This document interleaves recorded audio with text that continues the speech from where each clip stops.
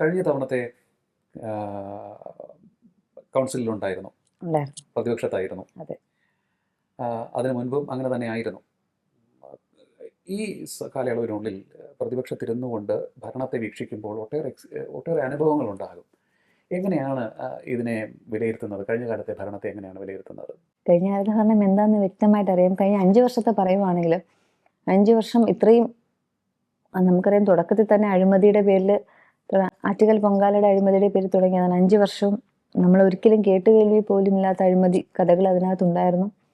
അതിപ്പോഴും അത് കാരണം ഇനിയും നമ്മൾ പുറത്തുവിടാൻ പോകുന്നതേ ഉള്ളൂ. ഇനിയാണ് അതിൻ്റെ ഓരോ ഭാഗത്തു നിന്നും ഓരോ നമ്മൾ ഫയലുകൾ എടുക്കാൻ പറഞ്ഞിട്ടുണ്ട്. ബാക്കി നമുക്ക് പുറത്തറിയാം. ബാക്കി ഇനി എന്തൊക്കെയാണ് അവിടെ നടന്നിട്ടുള്ളത്.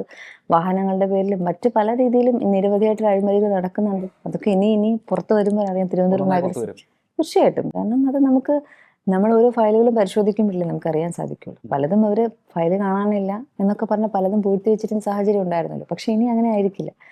വ്യക്തമായിട്ട് എല്ലാ കാര്യങ്ങളും പുറത്തുവിടും. അപ്പോൾ അത്രയ്ക്ക് വളരെ ഇത്രയും തിരുവനന്തപുരം നഗരസഭയിൽ നടന്നിട്ടുള്ള പോലെ അഴിമതി ഒരു തദ്ദേശ സ്വയംഭരണ സ്ഥാപനത്തിലും നടന്നിട്ടില്ല. അപ്പോൾ തീർച്ചയായിട്ടും അതൊക്കെ ഒരു നല്ലൊരു മാറ്റം വരണം. അതിൻ്റെ രീതിയിലാണ് നമ്മൾ മുന്നോട്ട് പോയിക്കൊണ്ടിരിക്കുന്നത്. അതൊക്കെ നമ്മൾ അന്ന് കണ്ടിരുന്നു. അതായത് BJPയുടെ NDAയുടെ സമരമുഖങ്ങളിലെല്ലാം ആശാനാഥ് ഉണ്ടായിരുന്നു. അതെ. സാധാരണഗതിയിൽ നേതാക്കളൊക്കെ സമരത്തിന്റെ സമയം വരുമ്പോൾ മാറിയിരിക്കുകയാണ്. അണികൾ സമരം ചെയ്യുന്നു, അണികൾ മുന്നിലിരുന്ന് മുദ്രാവാക്യം വിളിക്കുന്നു. ആശാനാഥ് എപ്പോഴും ഒരു ഫൈറ്റിംഗ് സ്പിരിറ്റുള്ള ആളാണല്ലേ? അതെ, ഫൈറ്റിംഗ് സ്പിരിറ്റ് എന്നല്ല, ഞാൻ ജനങ്ങൾക്ക് വേണ്ടിയിട്ടുള്ള കാര്യങ്ങൾക്ക് വേണ്ടിയിട്ട് തന്നെയാണ് സമരം ചെയ്യുന്നത്. ഇപ്പോൾ എൻ്റെ വീട്ടിലെ ഒരു ആവശ്യത്തിന് വേണ്ടിയിട്ടോ ഒന്നിനുമല്ല സമരം ചെയ്യുന്നത്. ജനങ്ങൾക്ക് ആവശ്യമായിട്ടുള്ള കാര്യങ്ങൾ നേടിയെടുക്കുന്നതിന് വേണ്ടിയിട്ടാണ് സമരം ചെയ്തിട്ടുള്ളത്. അത് തിരുവനന്തപുരം നഗരസഭയിലെ കൗൺസിലറായിരിക്കുമ്പോൾ മാത്രമല്ല, യുവമോർച്ചയിൽ ഇരുന്നപ്പോഴും, യുവമോർച്ചയുടെ ജില്ലാ സെക്രട്ടറി, സംസ്ഥാന സെക്രട്ടറി എന്ന രീതിയിൽ ഇരുന്നപ്പോഴും ജനങ്ങളുടെ ആവശ്യങ്ങൾക്ക് വേണ്ടിയിട്ടാണ് നമ്മൾ സമരം ചെയ്തിട്ടുള്ളത്. പിൻവാതിൽ നിയമനം, അങ്ങനെ നിരവധിയായിട്ടുള്ള വിഷയങ്ങൾ അവർക്ക് വേണ്ടിയിട്ടാണ് നമ്മൾ സമരത്തിൽ ഇരുന്നത്. ഏകദേശം 50-ലധികം കേസുകളുണ്ട് ഇപ്പം എൻ്റെ പേരിൽ. ഓക്കെ, 50-ലധികം കേസുണ്ട്. അല്ല, ഈ വിവാദങ്ങളൊക്കെ ഇങ്ങനെ നടക്കുമ്പോഴും ഒരു കുടുംബമുണ്ട്. അതെ. ഒരു കുഞ്ഞ് 2 2.5 വയസ്സായി. ചിലരൊക്കെ കുഞ്ഞുങ്ങളെയും കൊണ്ട് ഓഫീസിലേക്ക് പോകാറുണ്ട്, പൊതുവെ വേദികളിലൊക്കെ പ്രത്യക്ഷപ്പെടാറുണ്ട്. പക്ഷേ ആശാനാഥിൻ്റെ കുടുംബത്തെക്കുറിച്ച് നമുക്ക് ഒന്നും അറിയില്ല. എൻ്റെ കുടുംബം, ഹസ്ബൻഡ് ശിവകുമാർ എന്നാണ് പേര്. പുള്ളി വിഴിഞ്ഞത്ത് വർക്ക് ചെയ്യാണ്, പ്രൈവറ്റ് ഫാമിൽ. അതുപോലെ എൻ്റെ 2 മക്കളുണ്ട്, മോനും മോളും. മോൻ അദ്വൈത് ശിവ 8ൽ പഠിക്കുന്നു. മോള് ആദ്വിക ശിവ 2.5 വയസ്സാണ്. പിന്നെ അമ്മ, അച്ഛൻ പോലീസിലായിരുന്നു, റിട്ടയർഡായി. പിന്നെ അമ്മ വീട്ടിൽ തന്നെയാണ്. എല്ലാ കാര്യങ്ങളും നോക്കുന്ന അമ്മയാണ്. അമ്മ ഉള്ളതുകൊണ്ടാണ് ഞാനിങ്ങനെ ഇവിടെ വന്നിരിക്കുന്നത്. കാരണം എൻ്റെ കുഞ്ഞ് നേരത്തെ ഞാൻ സൂചിപ്പിച്ച പോലെ 2.5 വയസ്സായ മോള് ചിലപ്പോൾ രാവിലെ ഇറങ്ങുമ്പോൾ അവൾ ഉറങ്ങിക്കിടക്കുമായിരിക്കും. തിരിച്ച് ഞാൻ രാത്രി അവൾ ഉറങ്ങാൻ പോകുമ്പോഴായിരിക്കും വീട്ടിൽ കയറുന്നത്. അപ്പോൾ അത്രയ്ക്ക് എൻ്റെ മക്കളെ ഫുൾ നോക്കുന്ന എൻ്റെ അമ്മയും അച്ഛനും എൻ്റെ ഹസ്ബൻഡും ഒക്കെ തന്നെയാണ്. അപ്പോൾ അത്രയ്ക്ക് ഫാമിലി ഭയങ്കര സപ്പോർട്ടാണ്. പിന്നെ എൻ്റെ അനിയനുണ്ട്. അനിയൻ അരുണാഥ് GS മിലിറ്ററിയിലാണ്. അപ്പോൾ അങ്ങനെ ഒരു കൂട്ടുകുടുംബമാണ്.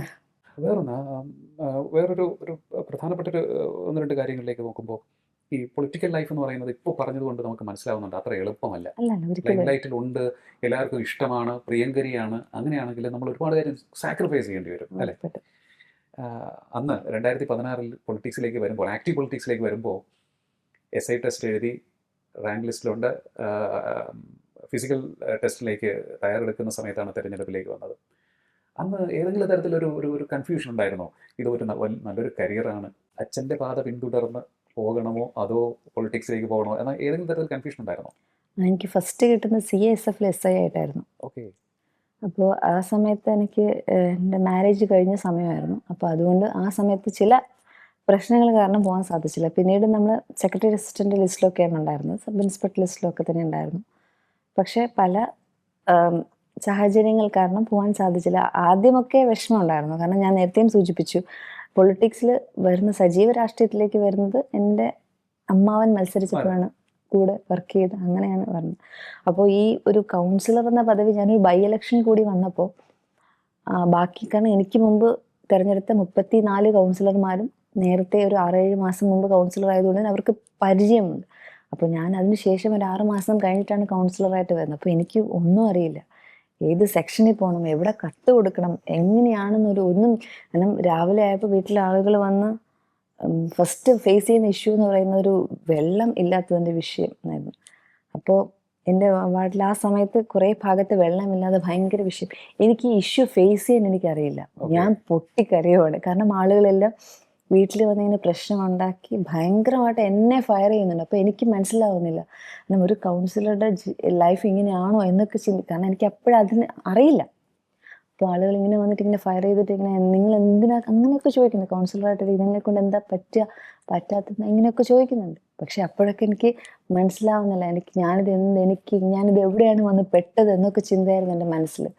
പക്ഷെ അതിൽ നിന്നൊക്കെ തന്നെ ഇങ്ങനെ പ്രോബ്ലംസ് ഒക്കെ വന്ന് അത് സോൾവ് ചെയ്യാൻ പഠിച്ചു. പിന്നീട് ആളുകൾക്കിടയിലേക്ക് ഇറങ്ങി എല്ലാ വിഷയങ്ങളും പഠിച്ച് ഓരോ സെക്ഷനിലും തന്നെ കയറി ഇറങ്ങി എല്ലാം എങ്ങനെയാണ് കത്തുകൾ കൊടുക്കുന്നത്, ആരെ പോയി കാണും എന്നൊക്കെ തന്നെ പെട്ടെന്ന് തന്നെ ഗ്രാസ്പ് ചെയ്തു പഠിച്ചു. പിന്നീട് എനിക്ക് അവരുടെ ഇടയിലേക്ക് ഇറങ്ങി ചെന്നപ്പോൾ എനിക്ക് മനസ്സിലായി എന്നെ കൊണ്ട് പറ്റും, തീർച്ചയായിട്ടും എന്നെ കൊണ്ട് പറ്റും. കാരണം ഇത്രയും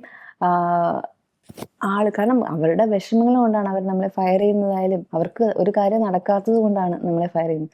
പക്ഷെ അതൊക്കെ മനസ്സിലാക്കി വന്നപ്പോൾ പിന്നെ എനിക്ക് എന്തായാലും പറ്റും, എനിക്ക് പറ്റുന്ന ഒരു ഫീൽഡാണ്. ഇല്ല ഇപ്പൊ നമുക്ക് ഇപ്പൊ എനിക്ക് മനസ്സിലാക്കാം. കാരണം ആദ്യമൊക്കെ ഞാൻ നേരത്തെ പണ്ടും പറഞ്ഞിട്ടുണ്ട് ഞാൻ പൊട്ടക്കിണറ്റി കിടക്കുന്ന തവളയാണെന്ന് തോന്നി. പക്ഷെ ഇപ്പൊ എനിക്ക് അങ്ങനെയല്ല. ഇപ്പൊ നമുക്ക് പറന്ന് നടക്കുന്ന ഒരു കാരണം നമുക്ക് എല്ലാ സ്ഥലത്തും ആളുകളുടെ പ്രശ്നം കേട്ടിരുന്ന് നമുക്കതിന് പരിഹാരം ഉണ്ടാക്കി കൊടുക്കുമ്പോൾ കിട്ടുന്ന ഒരു സാറ്റിസ്ഫാക്ഷൻ ലെവൽ വേറെയാണ്. ഞാനിപ്പോ റോഡിൻ്റെതോ കുടിവെള്ളം അത് മാത്രമല്ല, നമുക്ക് ഒരുപാട് കാര്യങ്ങൾ ചെയ്യാൻ സാധിക്കുന്നതാണ്. അത് നമുക്ക് നഗരസഭയുടെ പദ്ധതികൾ തന്നെ ഉപയോഗിക്കണമെന്നില്ല. നമുക്ക് അസുഖം ബാധിതരായിട്ടുള്ള ആളുകൾക്ക് ഒരുപാട് സഹായം ചെയ്യാം. അങ്ങനെ നിരവധിയായിട്ടുള്ള കാര്യങ്ങൾ നമുക്ക് ചെയ്യാൻ സാധിക്കും. അത് ഇതിനകത്ത് നിൽക്കുമ്പോൾ മാത്രമല്ല അല്ലാതെയും ചെയ്യാൻ സാധിക്കും. പക്ഷെ ഇതിനകത്ത് നിൽക്കുമ്പോൾ കുറച്ച് കൂടുതൽ. കാരണം പണ്ടൊക്കെ ഞാൻ കോളേജിലൊക്കെ നമുക്ക് പഠിക്കുക, വീട്ടിൽ വരിക, ട്യൂഷൻ, അങ്ങനെയൊക്കെ നമുക്ക് ആളുകളുമായിട്ട് ബന്ധപ്പെട്ട വിഷയങ്ങൾ എന്താണെന്ന് അറിയില്ല. ഇപ്പൊ ജനങ്ങൾക്ക് എന്തൊക്കെ പ്രോബ്ലംസ് ഫേസ് ചെയ്യുന്നു നമുക്കറിയാം. നമുക്ക് നമ്മുടെ വീട്ടിലെ വിഷയം മാത്രമേ അറിയുള്ളൂ. പക്ഷെ ഇപ്പൊ അങ്ങനെയല്ല, ഒരു ജനതയുടെ മുഴുവൻ വിഷയങ്ങൾ അറിയാൻ സാധിക്കും. നമുക്കത് പരിഹരിച്ചു കൊടുക്കുമ്പോൾ കിട്ടുന്ന സാറ്റിസ്ഫാക്ഷൻ അത് വേറെ ലെവലാണ്. അപ്പോൾ അവർ നമ്മളെ കൈവച്ച് അനുഗ്രഹിക്കും. ചിലപ്പോൾ നിങ്ങൾ ഒരുപക്ഷെ കണ്ടിട്ടുണ്ടായിരിക്കും എൻ്റെ സോഷ്യൽ മീഡിയയിൽ. കാരണം എന്നെ അമ്മമാർ അത്രയ്ക്ക് സ്നേഹിക്കുന്നു. ഓടി വന്ന് എപ്പോഴും കെട്ടിപ്പിടിച്ച് എനിക്ക് ഉമ്മ തരുമ്പോൾ അവരെന്നെ അവരുടെ സ്വന്തം മോളെ പോലെയാണ് കാണുന്നത്. ഞാൻ അത്രയ്ക്ക് അവരോടൊപ്പം നിന്നിട്ട് അവർക്ക് വേണ്ടി അത്രയും ചെയ്തിട്ടുണ്ട്.